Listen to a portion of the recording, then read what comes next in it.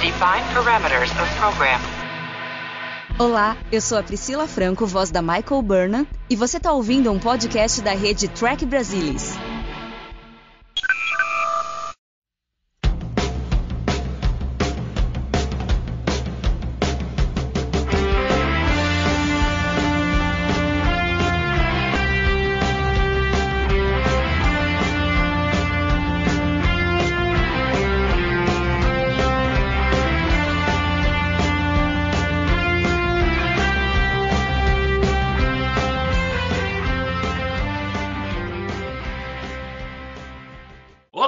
Seja muito bem-vindo. Eu sou o Fernando Odo Rodrigues e este é o Balde do Odo, o podcast da rede Trek Brasilis que trata de assuntos de vara de família. E aqui para discutir comigo o episódio Cardassians, o quinto episódio da segunda temporada de Deep Space Nine, estão aqui comigo, como sempre, Luiz Morne Castanheira. Alô, gente. Bom estar aqui sempre. Alexandre Bortolucci. Olá a todos, é um prazer estar aqui com vocês novamente. E Mariana Kira Gamberger.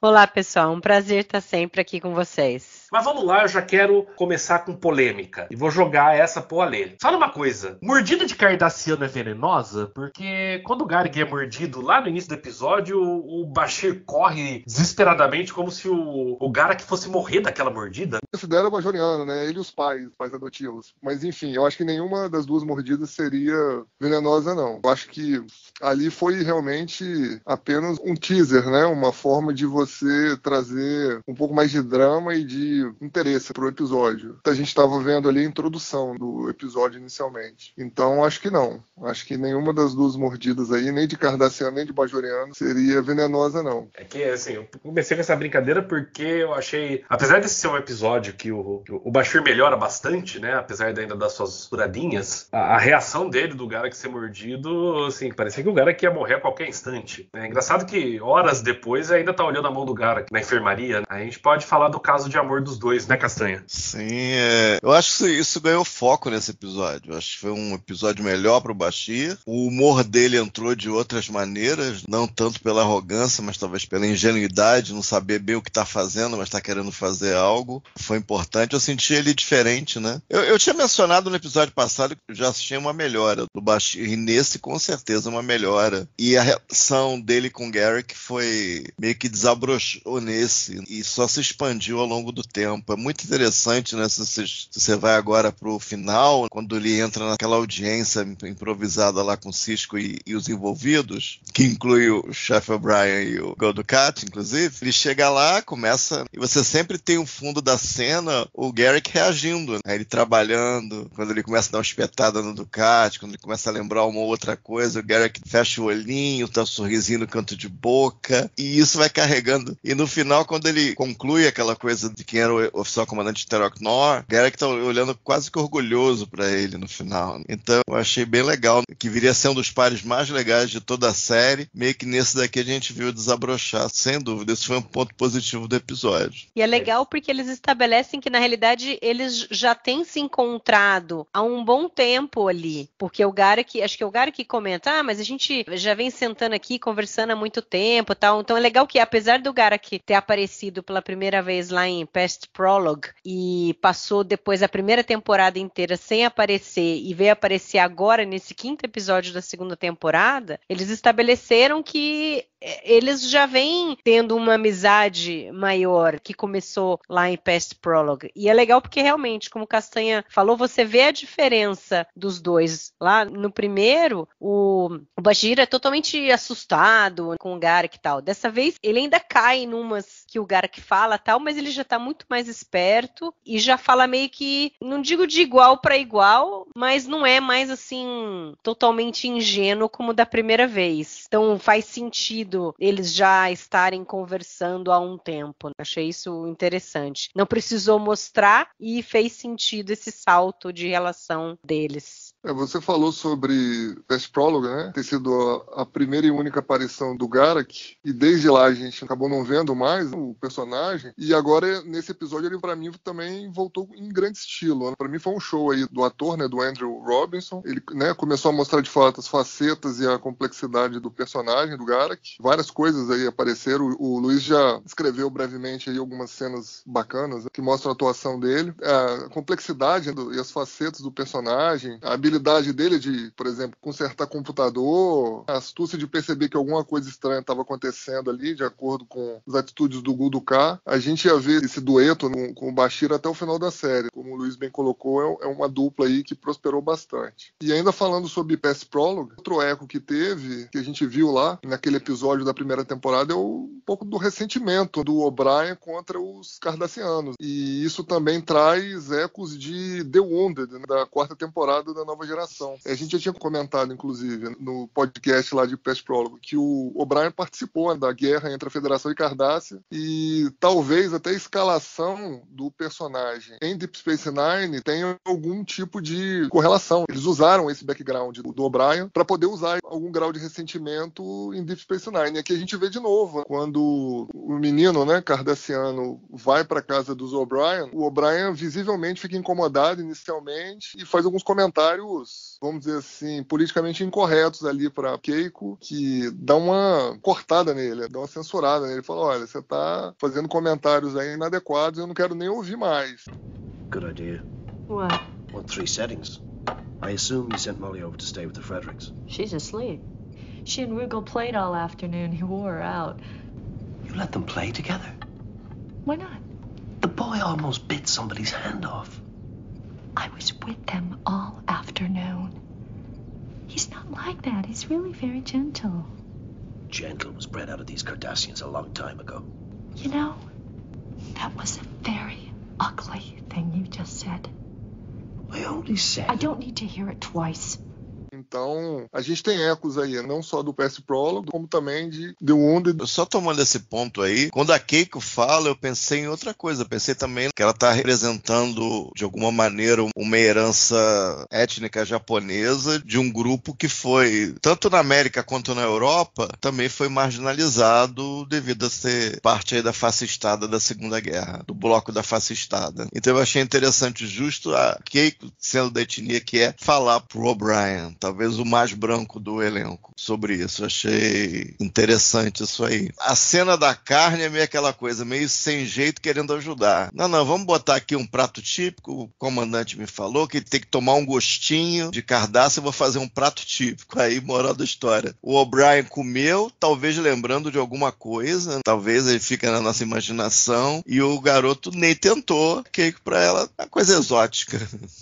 Foi encarando, e os dois reprovaram simultaneamente. Também assisti uma cena bem legal. Talvez a gente possa discutir por que a Keiko não tinha uma outra profissional, uma assistente social, não, mas é o que tinha, né? Professor, assistente social, como professor, a sociedade meio que acha que é a mesma coisa, psicólogo, enfermeiro, entendeu? Aí vai, usa a Keiko, não tem erro. Manda a Keiko como assistente social, aí já faz a ponte com o O'Brien. Foi um atalho aí para discutir esse tipo de coisa, colocar num campo, num espaço físico, em que pudesse acontecer algum conflito, alguma faísca interessante, e depois tem a conversa que o O'Brien está bem mais light, já teve algum tempo para pensar na outra parte. Ele dá a versão light que ele sente pelos cardassianos. Ou seja, meio no solavanco, mas no final do dia eu achei esse material legal com os O'Brien. Meio inusitados no primeiro momento, mas achei que com as peças que eles tinham ali, eu acho que eles fizeram bem feito. Eu acho que essa cena da comida é o start ali pro O'Brien ter uma ligação com o Rugal. Porque daí, pela primeira vez, aí ele percebe que é um menino que também não gosta dos cardassianos. Também não tem apreço por eles. Que não é porque ele é um cardassiano, que é um dos temas ali que a gente já viu em Duet, que a Kira teve que perceber que nem todo cardassiano é um genocida. O O'Brien também tem que passar por isso e perceber que ali, ainda mais mais era uma criança, um adolescente. Então é legal que ele é o início, a Keiko já dando a porrada nele ali muito bem dada. Ele já, pera um pouco, né? É uma criança, será que eu não tô exagerando? E aí eles criam aquele vínculo ali e depois tem aquela conversa entre os dois, muito legal, né? O O'Brien é meio, não tem muito tato, assim, mas ele consegue, ao conversar, perceber que ele tem que tratar de uma maneira, que ele não pode ser o que o pai bajoriano do garoto estava fazendo. Como que você vai falar que todos os cardassianos são maus e não sei o quê, para um garoto que é cardassiano, que não tem culpa de ser cardassiano, que não foi criado em Cardassia, que não tem nada nele que foi criado para que ele tenha a idiosincrasia da raça. Então, isso é bem interessante. Ainda sobre a cena do prato, né, de comida, que o O'Brien, com muito desgosto ali, experimenta e não gosta, é outro eco de The Wounded da Nova Geração, porque no episódio da Nova Geração, a Keiko também apresenta pro O'Brien a culinária oriental. E o O'Brien, naquele episódio da Nova Geração, fala, não, mas peraí, não era bem isso que eu tava querendo, enfim. E é obrigado lá a experimentar a raiz forte, ou sei lá o que era que eles estavam comendo. Então acho legal, acho bem interessante essa conexão que esse episódio faz com o O'Brien, não só lá no Past Prologue, como eu disse, mas também no The Wounded da Nova Geração. E eu acho que é sempre interessante a gente ver a relação, né, que a Keiko e o O'Brien, elas mostram em tela. Parece mesmo um comportamento bem incrível, né, de um casal de verdade, um casal real. A Keiko daquele estilo de esposa meio estressada, tá sempre meio com aquela reação meio passivo-agressiva em relação a ele, e ele tá sempre com aquela cara assim de, mas o que eu tô fazendo de errado? Eu sempre faço alguma coisa de errado. Então eu acho bem interessante. Eu acho que nesse episódio, praticamente todos os atores do elenco principal foram bem aí, os que apareceram, pelo menos. O O'Brien, a gente já comentou isso do Bashir, também achei que foi muito bem. Aí do elenco escalado, né, o elenco secundário ou convidado, também gostei muito da Kate. E vocês estavam falando aí do pai adotivo, né, do Regal lá, do garoto. O ator que faz, né, o Terence Evans, que faz o Proca, né, Proca Midal, que é o pai adotivo do menino, parece que ele ter sido escolhido a dedo, né, por causa da cara que ele tem, uma cara meio antipática, assim. Então parece ter havido, sei lá, uma tentativa de rever aquele status meio maniqueísta, né, dos cardassianos somente como vilões e os bajorianos somente como o povo oprimido. Nesse episódio parece que houve um certo equilíbrio disso, né, porque quando a gente vê o pai, o adotivo do menino, né, cardassiano, o bajoriano, ele tem uma cara meio antipática, né, uma cara meio de mal. Não sei se vocês acharam a mesma coisa que eu, mas sim, eu tive essa impressão. Tem, total. Também achei. Você acha que ele tá sempre meio bravo, né? Tá sempre bravo e a fisionomia dele é... fechada. É feioso mesmo, né? Aquele espanta-neném, gente, cara bravo mesmo. E aí ele tá falando eu te amo, mas você tá com medo do cara, entendeu? É bravo. Na verdade, esse episódio ele faz algumas coisas interessantes, porque ele nos força a pensar sobre vários pontos que o episódio toca, o roteiro, né? E outras questões por vários pontos de vista diferentes. Então a gente estava acostumado sempre a considerar os cardassianos sempre os culpados, o tipo de relação com o Bajor sempre os cardassianos como os, vamos dizer assim, os responsáveis por tudo que acontecia. E esse episódio aborda vários temas interessantes, né? Como, aí no caso, o ódio racial dos bajorianos contra os cardassianos, né? Majoritariamente. Tem as generalizações, por exemplo.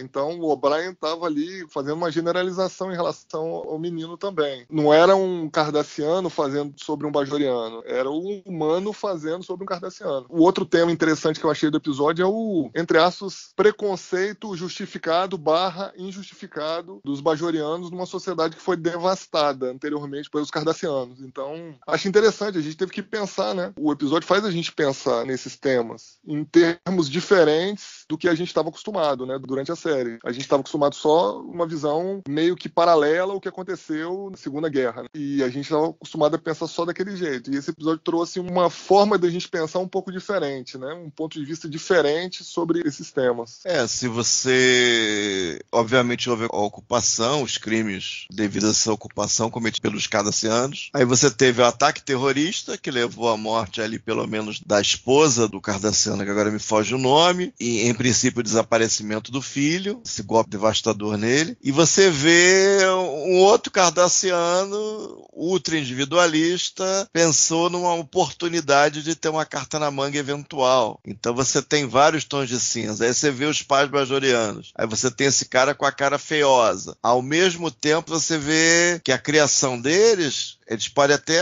tê-lo amado, mas basicamente, de uma maneira ou de outra, ou por causa dos pais, muito provavelmente por causa da vizinhança, ele criou um ódio à própria raça. E outra coisa perigosa, ele admite naquela coisa que o amava, o pai dizendo que amava o Rugal, e ao mesmo tempo que fala, mas pra gente, ele não é nem cardassiano, ele é bajoriano. Mas nós odiamos todos os cardassianos, ensinando isso. We told him the truth, Commander. The truth about what Cardassia did to Bajor. He needed to know, and for that I make no apologies. To us, he isn't even one of them anymore. He isn't Cardassian. He's Bajoran. Isso é sofisticado. Isso é bem atual, se você parar pra pensar. Ele tem que negar que ele é cardassiano para que ele possa amá-lo. Porque se ele não negar que o Rugal é cardassiano, como é que ele pode amar um cardassiano se ele odeia os cardassianos? Se você muda a palavra cardassiano para outra coisa, para negro, você começa a ver o quanto ali. Isso é perigoso.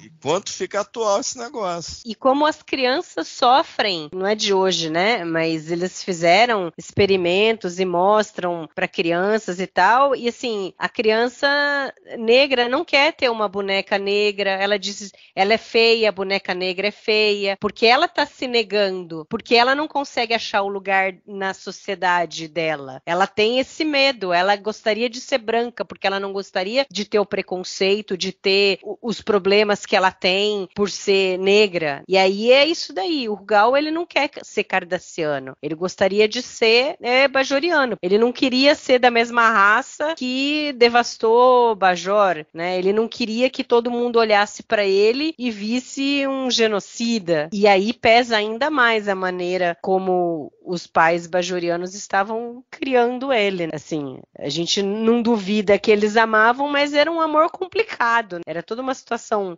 complicada ali. Então, mas aí a gente tem que se questionar também se isso é amor. Né? Sim. Ou se isso, de certa forma, não é uma forma de vingança, embora não da forma como aquele personagem do mercador lá colocou no início do episódio, né, o que acabou cascateando todos os eventos do episódio, né, vamos dizer assim, o peça de ferro do Gul Dukat. Era algum tipo de agente.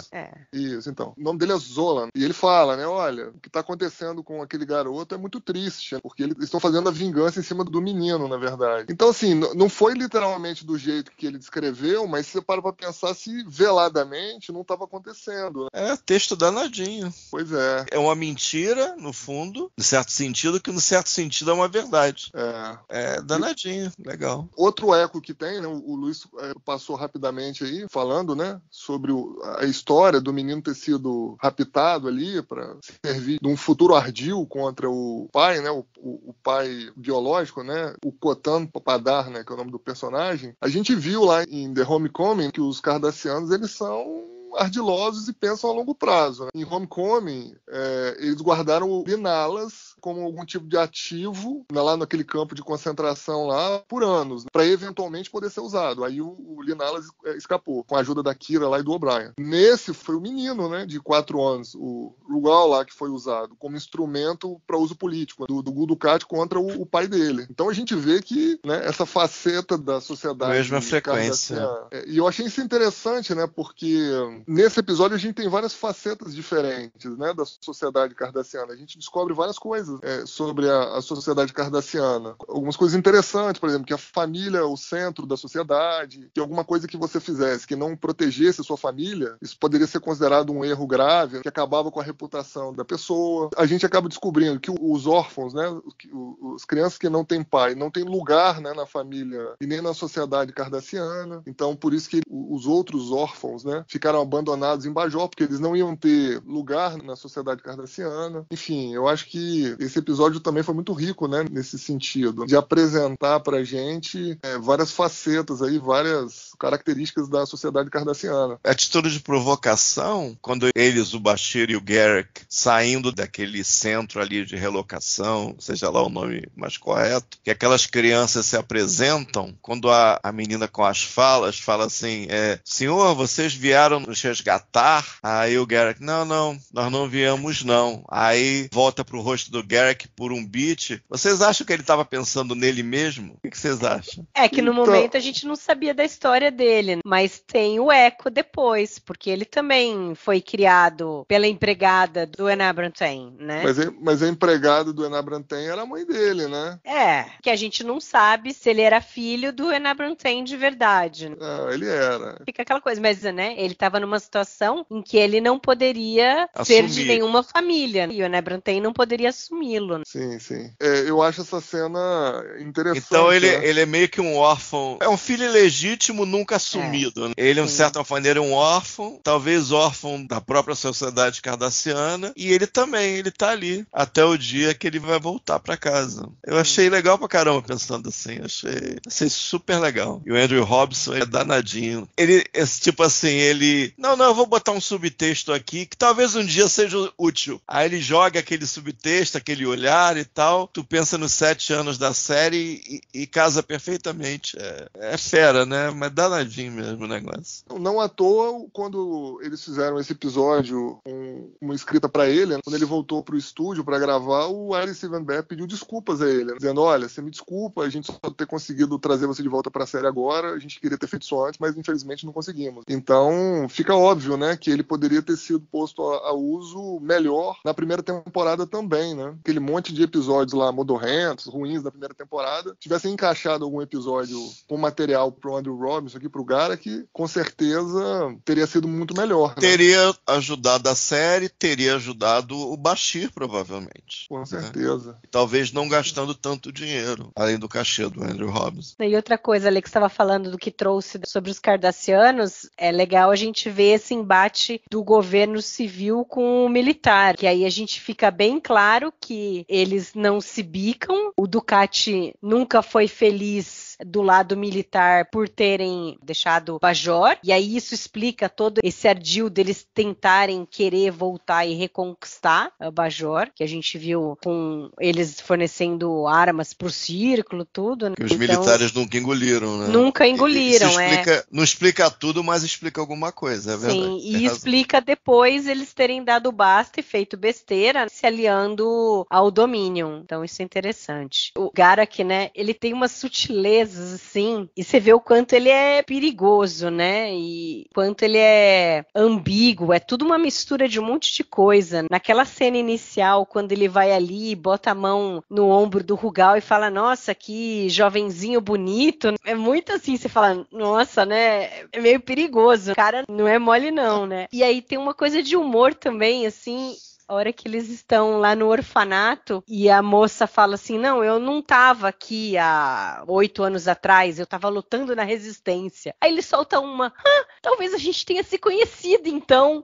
Como assim? Tipo, só poderia ter se conhecido se um tava atirando no outro, um tentando matar o outro. E ele fala de uma maneira como assim, super natural. I wouldn't know I wasn't a volunteer then. I was in the underground. Really? Perhaps we have met. Tem essas coisas assim que são muito boas. Nossa, é interessante demais. E a gente acaba descobrindo nesse episódio que existe algum tipo de problema entre o Garak e o Gul Dukat. Né? Primeiro a gente acha que não, né? Porque o Gul Dukat faz um elogio, né? O Garak, não. O cardassiano parece ser muito dócil, que mora aí nessa estação, o único cardassiano e tal. Ô Cisco, você tem que ver o que aconteceu com o cara aí, pô. Morderam a mão dele, que negócio é esse? Precisa ser investigado. Um menino cardassiano ainda, ele nem mora nessa estação. O que está acontecendo? Né? Por que ele chegou aí com pais bajorianos? E aí é interessante. Você fala, mas será que eles são amigos, né? Será que eles se conhecem direito e tal? E depois a gente vai ver que não é bem assim. Que o Bashir fala, o seu amigo, né? Gul Dukat fala pro Garak. E o Garak dá uma risada, assim, tipo assim, porra, meu amigo, como assim, meu amigo? E aí a gente vai vendo que existe uma certa hostilidade ali, né? Que a gente só vai descobrir mais pra frente na série. Na verdade, na próxima temporada, acho que na terceira temporada, né? Civil Defense, né, Luísa? Tem. Exatamente. Tem no Civil Defense. O básico eu acho que no Civil Defense. Eu acho que no tem mais explicando a situação. E no The Way of the Warrior é mais consequência. O resto é mais consequência. Eu acho que a explicação que a série dá pro feudo entre eles tá no Civil Defense. Depois, quando a Ziyal começa... Sorry, spoilers. Quando a Ziyal começa a ter algum tipo de relacionamento, que até hoje a gente não sabe bem que relacionamento foi, com o Garak, a gente vê o Dukat muito pé da vida, né? Caramba, cara. Você vai se relacionar logo com o Garak. Complicado. Falando em Ziyal, esse é bem um paralelo a esse episódio, porque aqui... Sim. O Dukat tenta tirar proveito para ferrar um inimigo político dele e no fim ele é vítima de coisa parecida porque ele teve uma filha bastarda com uma bajoriana que nunca seria aceita. Ele tinha família lá em Cardassia, os filhos e tal, e isso faz ficar muito mal para ele. Esse tipo de coisa nesse episódio é dito que não é bem aceita. É uma falha fatal para a sociedade. Muda totalmente a sua vida dentro da sociedade. Então, no caso do Dukat, foi a família que ele tinha, esposa e 4 filhos que nós nunca vimos, aliás, saiu da equação. Ele virou pai da Ziyal e caiu nas graças dos militares, até que ele acabou naquela situação com aquela navezinha cargueira, se eu não me engano, lá no episódio, né? da... Return to Grace, né? Primeiro mas era uma navezinha de carga, se eu não me engano. Aí ele captura a nave Klingon, bem chulé. Né? Depois ele consegue aquela ave de rapina. Então é coerente com que... E o corpo governante ser de civis, a gente não sabia, a gente achava que era uma ditadura militar estrita. Nesse episódio, eu acho que é o primeiro episódio que diz que existe um corpo civil. Não deveria ser tão surpresa, a Federação já teve tratados com os cardassianos, mas disseram pra gente de maneira mais clara nesse episódio que tem um corpo civil que a gente viria a conhecer um pouquinho até nessa temporada. Eu viria a falar mais nessa temporada, inclusive. A gente chega lá. Eu comentei aqui sobre o Zola, né, que era aquele alienígena que chegou lá na estação junto com o pai adotivo e o menino, né, cardassiano. Ficou claro que ele era, entre aspas, o informante do Dukat no episódio. Pelo menos ali naqueles meses, o pai do menino estava passando dificuldades e aí ele chegou na vida da família ali para tentar ajudar, mas na verdade era para coletar informações. Agora, não ficou muito claro o acompanhamento durante os 8 anos anteriores. O que vocês acham? Como que eu acho que isso foi um problema, não um problema, né? Mas não ficou muito bem explicado. Como que o Dukat conseguia informações sobre o menino durante os 8 anos anteriores? Tudo bem, ele entregou lá para adoção, mas e aí? A partir daí, como que ele conseguiu administrar o eventual plano dele de vingança, vamos dizer assim? É que eu acho que aí tem, vamos lá, um episódio bom, mas é um episódio que tem falhas. Para início de conversa, não fica claro em nenhum momento por que o Rugal tá na estação. Por que ele foi lá pra estação com o pai dele. Acaba parecendo que ele foi lá simplesmente para iniciar a trama. Inclusive, em parte do episódio, eu suspeitei, como as informações estavam chegando muito rápidas no Dukat, eu suspeitei que o pai do garoto tivesse envolvido na história. Isso porque não é a primeira vez nem a segunda vez que eu vejo o episódio, só pra vocês terem uma ideia. E ali eu não tinha pensado não, que aquele alienígena lá, que tava rapando o bar do Quark, fosse o informante. Eu nunca tinha pensado sobre essa ótica. Ele fala que ele quem estava tentando ajudar o pai a conseguir um trabalho. Então, ele ter ido para a estação, o cara levou para lá com provavelmente essa desculpa de conseguir algum trabalho para ele, entendeu? Eu acho que foi por aí. Agora, nos 8 anos anteriores, tava ainda, no último ano não, mas os 7 anos primeiros do Rugal com a família bajoriana, estava durante a ocupação. Então, seria fácil manter. Estaria fácil pro Dukat ter qualquer informação, entendeu? E aí, nesse último ano, após o fim da ocupação cardassiana, aí talvez ele tenha ficado, sei lá, um tempo sem, mas o negócio já estava meio sacramentado. Ele estava ali só esperando um momento oportuno de usar isso daí. Talvez surgiu essa coisa do cara necessitando de trabalho e tal, e aí o Dukat, né, despachou aquele cara lá para ajudar o pai. Surgiu oportunidade, no sentido de que o Dukat ia depor no negócio. De ferrar, ele ia depor naquela questão. Uma maneira de se livrar do problema. problema, que Isso, provavelmente ele estava envolvido no golpe de Estado, né? O que eu tenho aqui para me livrar?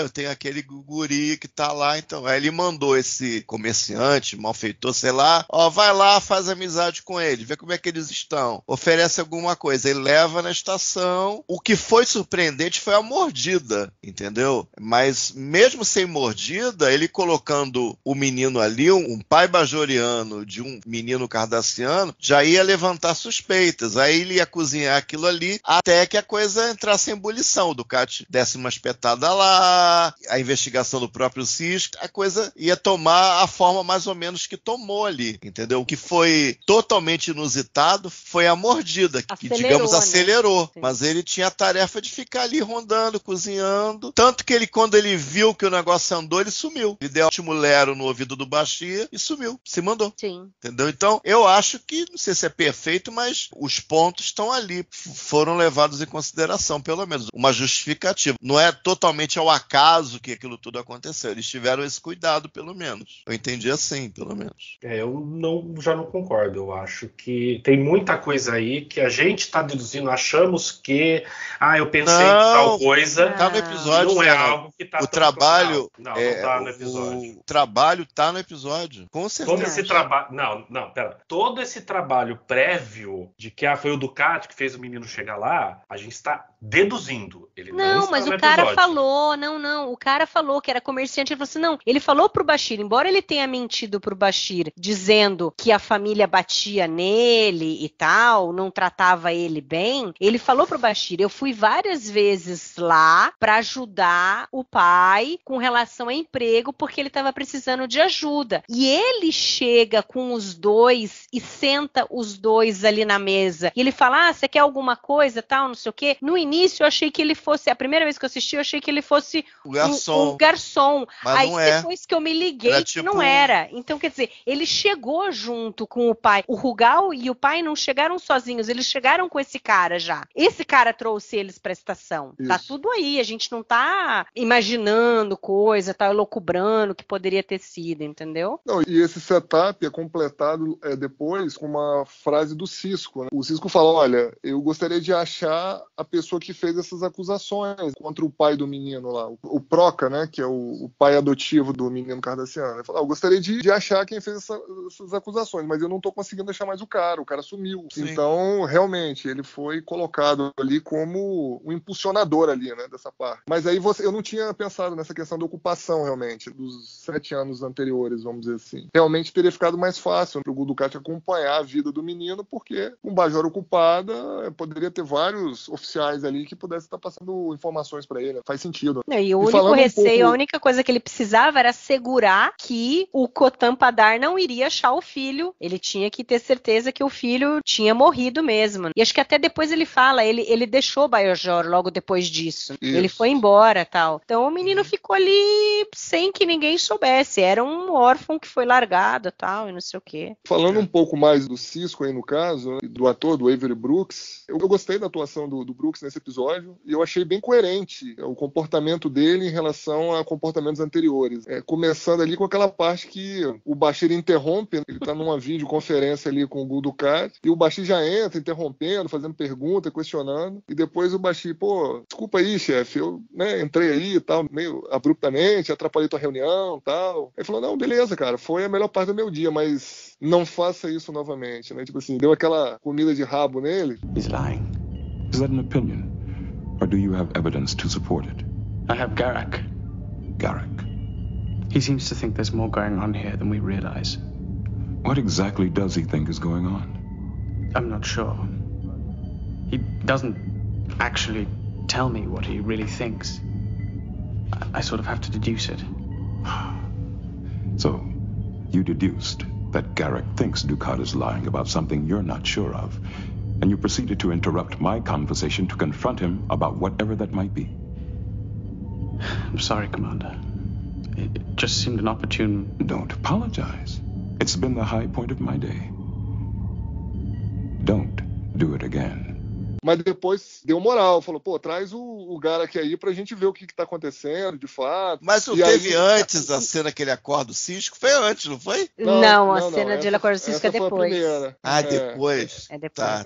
Tá, tudo bem, continua. E essa cena, o Avery Brooks é muito bom, porque a voz dele, quando ele fala, mas não faça nunca mais isso, é totalmente diferente da voz anterior. A voz anterior era num tom, assim, amigável e tal, e aí ele muda o tom. Nossa, é excelente, é excelente. Não é simplesmente, ele não vomitou simplesmente a frase, é todo o conjunto. E tem um contexto legal, porque ele dá essa porrada no Bashir, o Bashir fica meio desconcertado, assim, e depois ele fala, bom, mas traz o Garak aí pra gente ouvir, né, do que tá rolando de fato e sai fora. E aí o Bashir fica todo animado, fala, pô, o cara me deu uma porrada, mas ele tá me dando a moral. Aí a Kira olha pro Bashir e dá uma risadinha, tipo assim, ó, bicho, eu já passei por isso, eu já tomei uma porradinha do Cisco, mas depois ele me apoiou, entendeu? Legal. Então eu achei bem coerente, assim, você vê que existe, assim, uma coerência, uma unidade, assim, de consequência, vamos dizer, dos personagens, a ligação ali. E depois a cena que o Luiz comentou, que o Bashir chega lá no meio da noite, pô, cara, eu tô precisando aí de uma nave emprestada, num runabout emprestado, né? Pô,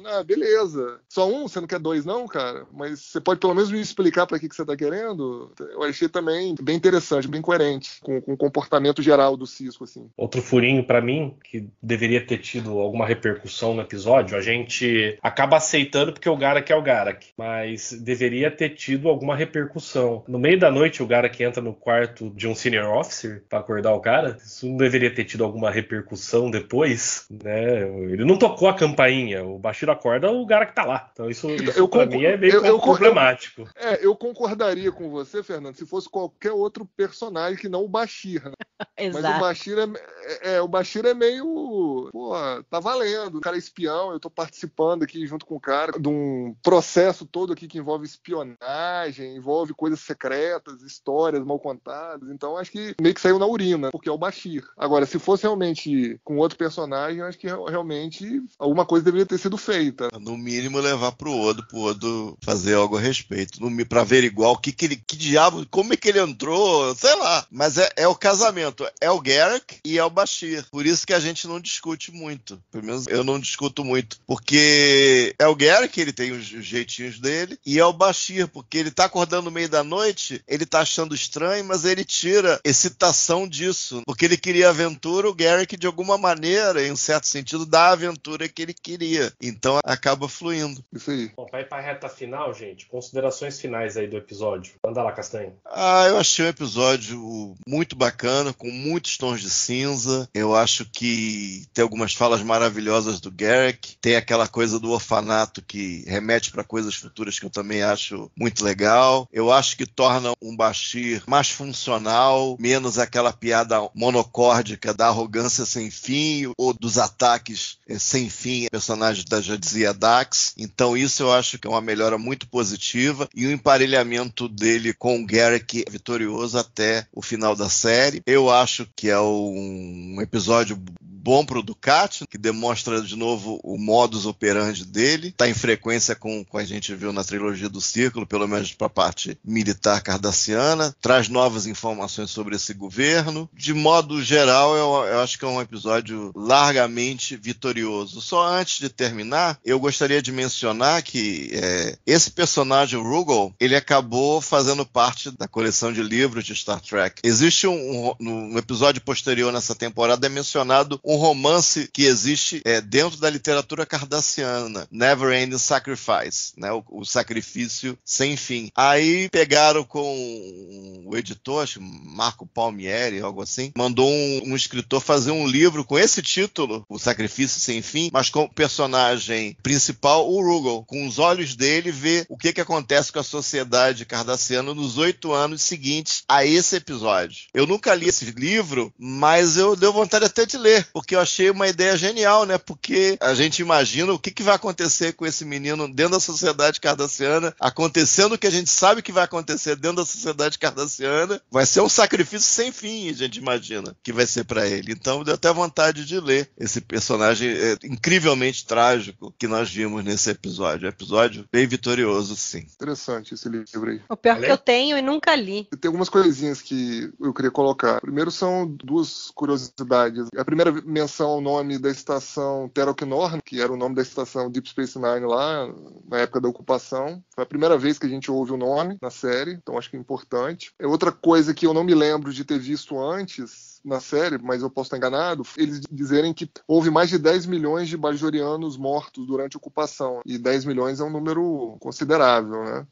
Eu não lembro se esse número apareceu antes na série, eu pelo menos não me lembro. Falando um pouquinho da parte, vamos dizer assim, de produção, né? Esse episódio foi dirigido pelo Cliff Bole, que já tinha mais de 20 episódios de Nova Geração nas costas, o mais conhecido The Best of Both Worlds. Ele já tinha dirigido Dramatis Personae na primeira temporada de Deep Space Nine, e ele dirigiria mais 5 episódios até a terceira temporada. Eu gostei da direção dele, tem algumas cenas interessantes. A cena, por exemplo, que aparece lá o comerciante, que é testa de ferro do Gul Dukat, eu achei interessante, ele filmou em uma tomada só, a partir da roleta, achei uma cena interessante. Tem outras também, né? A cena do prato, a casa dos O'Brien, as cenas ali no planeta também, enfim, achei uma direção correta, segura. Eu tenho alguns problemas com o ritmo desse episódio, achei a pegada meio lenta, acho que ele podia ter dado um gás maior ali, mais dinamismo, mas enfim, foi uma direção ok. E uma coisa que eu acho que a gente poderia comentar, aí queria a opinião de vocês, né, se a decisão do Sisko de permitir que o Rugel voltasse para Cardassia, para o pai biológico, foi a mais correta, por ele já ter passado muito tempo em Bajor, etc.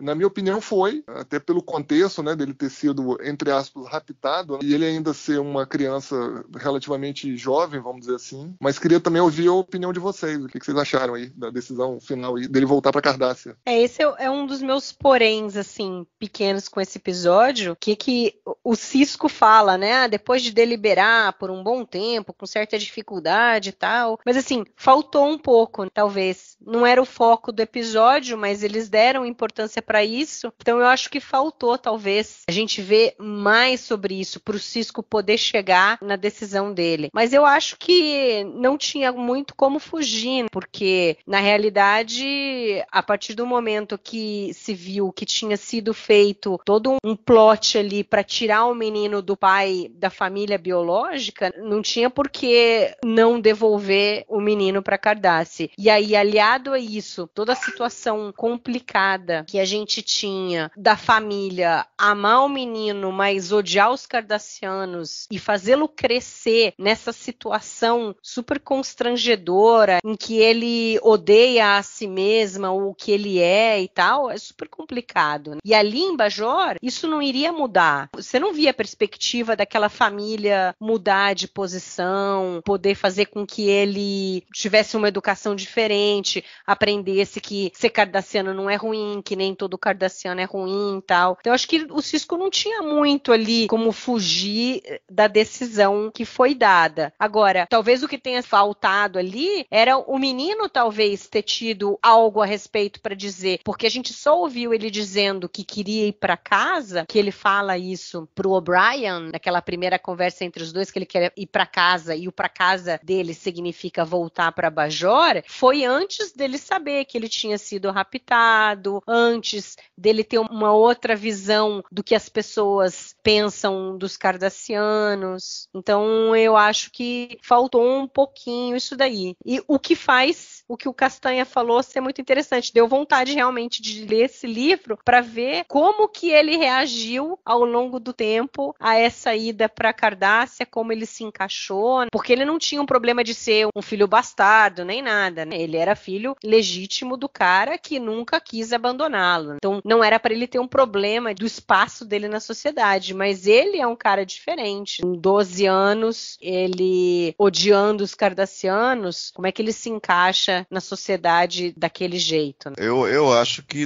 dentre os elementos que nos foi dado, a decisão foi a possível. Acho coerente com o que a gente conhece do Sisko. Eu acho que uma coisa que deve ter pesado muito foi a trama de, basicamente, roubar a criança e colocá-la, orfanizá-la ali com os bajorianos, como uma possível trama futura contra o pai. Isso deve ter mexido bastante com o Sisko. Você para pra pensar, né, que o Sisko perdeu a esposa e, por um breve momento, ele não sabia se tinha perdido o filho. Ele encontrou o filho vivo nas ferragens, ao lado da esposa morta. Então é uma imagem que tem a ver com a vida do Sisko. Então isso é um ponto que deve ter pesado. Eu concordo plenamente que deveria ter um mínimo de argumento. Ficou um diário de bordo vago para decisão, isso obviamente não foi legal. E eu também pensei que talvez fosse uma decisão um pouco política, acho que o Sisko pensou nisso seria a coisa mais visceral, talvez, também numa questão política, porque quando eles vão voltando, ele puxa isso, vocês estão equilibrados, né, você pode ajudar os outros órfãos, aí o cara desconversa para dar aquele final, para acabar mesmo, com qualquer esperança, qualquer raio de sol, e ele fala, a gente vai ver se a gente vai ajudar os outros órfãos. Aí o O'Brien indo também, aí você vê ele entrando ali daquele jeito, aquela solução terrível, mas que talvez fosse a mais correta, e assim termina o episódio. Mas não caiu mal, a decisão era essa mesmo, acho que os elementos que o episódio conduziram à decisão, mas é claro que teria que ter um sumário mínimo ali para se fazer a tomada de decisão. Também a gente não falou nisso, foi um arbitramento voluntário, foi uma espécie de contrato entre eles ali, quase que um acordo de cavaleiros, porque correto seria um árbitro bajoriano, para ter algum valor legal ali. Foi feito um arbitramento ali meio entre cavaleiros. E a parte que ficou para trás, o pai bajoriano, não apareceu lamentando nada. Ele ficou fora do quadro no final, só saiu a parte cardassiana, entendeu? E também é uma coisa que poderia ser discutida, mas como é que é isso, né? Uma coisa privada e tal, e o interesse de uma parte manter muito do que foi descoberto pelo Sisko em segredo. Então, não sei, também é uma coisa que a gente poderia pensar. Mas, dado os materiais que foram dados, acho que foi uma decisão correta e um final apropriadamente dentro de política real, que eu acho que conversa bem com tudo que foi apresentado no episódio. Apesar dessas partes aí, a gente precisa dar uma ajudinha. Mari, considerações finais? Com relação a isso que o Castanha estava falando, eu acho que assim, começa desde o início, que é uma outra pequena coisa que me incomodou, é o Sisko agindo como serviço social. Porque alguém disse que o menino era judiado pelos pais, a gente vai interferir? Mas pera um pouco. Ali, embora a estação seja comandada pela federação, é um pai bajoriano que adotou legalmente uma pessoa. Então, se tem algum problema, tinha que ser reportado a algum serviço equivalente ao nosso serviço social lá de Bajor. Claro que daí não teria história. Isso me soou um pouco esquisito no início, embora aí depois os cardassianos é quem pedem uma interferência, eles soltam um negócio que na realidade nem o pai cardassiano, nem o pai bajoriano quer que tenha um árbitro que vá pesar para um lado ou para o outro, então eles acabam decidindo que o Sisko seria a melhor pessoa para fazer isso, mas ainda assim fica meio esquisito isso daí. Porque se a gente pensar legalmente hoje, a partir do momento que se estabeleceu que o menino tinha sido raptado, o processo de adoção a priori teria que ser cancelado, né? A gente supõe que seria isso, né? E aí não teria muito o que se decidir, mas enfim, acho que o encaminhamento da trama ali e tal foi bem, faltou essas pequenas coisas. Uma coisa que eu senti falta também foi de alguma interferência da Kira, né? Porque a gente esperava que ela fosse colocar alguma opinião. Logo que o Rugal chega, que o Bashir fala que o Garak tinha sido atacado por um menino cardassiano, de pai bajoriano, ela fala, esse daí é um dos órfãos tal. E se limita a isso, né, a participação dela. Entendo que dentro do episódio seria mais um elemento ali para ter, que ia ser difícil, e no fim eles optaram por ter o O'Brien fazer o papel que a Kira poderia ter feito, porque ela já tinha a coisa passada em Duet de perceber que nem todo cardassiano é um genocida e tal. Então talvez ela pudesse ter sido a pessoa a conversar com o Rugal sobre isso. Não que seja uma falha do episódio, nada, mas eu senti um pouco falta, porque quando a gente fala em Cardassia, em Bajor, essas discussões, a gente sempre espera que a Kira vá estar envolvida. Mas acho que talvez como ela esteve nos últimos 5 episódios, os 2 últimos da primeira temporada e os 3 da segunda, talvez eles quiseram dar uma segurada e acabaram colocando o O'Brien, que também não foi ruim, fazia sentido pelo passado dele com os cardassianos. E outra coisa é com relação ao Dukat, né? É engraçado que ele fez toda uma trama, tava dando tudo bonitinho, só que ele não contava com o Garak. E aí, a partir desse momento, e a gente vai ter N episódios pra frente, em que o Garak marca sua posição ali, nada passa desapercebido por ele. Não lembro se tem mais mais alguma coisa assim, nesse estilo, que o Ducati tá tentando tramar alguma coisa e no fim o Garak acaba melando o rolê dele, mas eu achei isso bacana, porque o Ducati vem todo botando banca com o Sisko, não, porque os órfãos são um problema nosso, eu não deixei eles pra trás, foi o governo civil, né, eu recebi ordens de deixá-los pra trás e tal, e não sei o quê. Então é muito legal como ele cria toda uma história, ele realmente é o herói da história dele, é muito engraçado, ele é sempre assim. Não, e a hora que ele chega ali, o Sisko pergunta se ele tá representando os militares, o governo cardassiano, ele, não, eu estou representando os órfãos que foram abandonados em Bajor. This matter has generated a great deal of interest at the highest levels of our government. So you're here representing your government? Not exactly. I like to think I'm here representing the children. All of the children who were abandoned on Bajor. Para depois, logo na sequência, a hora que descobrem o que ele realmente estava tramando, aí ele sai de fininho ali, que órfão, que nada, não sei o quê. Então é interessante que o Sisko também percebe isso, né? Em um momento ele fala, tô com a impressão de que a gente está sendo manipulado aqui. E está sendo manipulado de todos os lados, porque ele estava sendo manipulado pelo Ducati, mas o Garak viu a oportunidade e estava manipulando ali também, porque ele queria ferrar o Ducati. E aí ele faz isso com a ajuda do Bashir e do Sisko, porque aparentemente a intenção do Garak também seria das melhores, mas no fim não é. No fim a gente vê que os órfãos, e fica muito claro isso no final, os órfãos não tinham papel nenhum, ninguém quer saber dos órfãos. No fim, ele é aquela coisa triste. Você fica lembrando da cena da menina ali, quando pergunta pro Garak se eles chegaram ali para levá-los, e ele fala que não, e aí no final você vê que eles vão continuar naquela mesma situação. Então é pesado, porque ninguém quis resolver na realidade. Continuou a batata quente na mão dos bajorianos, que vão ter que continuar cuidando ali dos órfãos e não tem muito para onde fugir. Esse é o último detalhe que você colocou aí, que eu acho que dá o nó final desse roteiro, bem amarradinho, né? O roteiro do James Crocker, né? Foi produtor lá de Deep Space Nine entre a segunda e terceira temporadas. Segundo